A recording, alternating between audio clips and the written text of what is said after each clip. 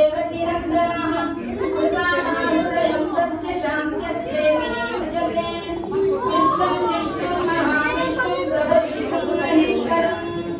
अनेकरूपदैत्यान्तं नमामि पुरुषोत्तमम् अस्य सहस्रनामस्तोत्रमहामन्त्रस्य श्रीवेदव्यासो भगवान् ऋषिः अनुष्टुप्छन्दः श्रीमहाविष्णुपरमात्मा श्रीमन्नारायणो देवता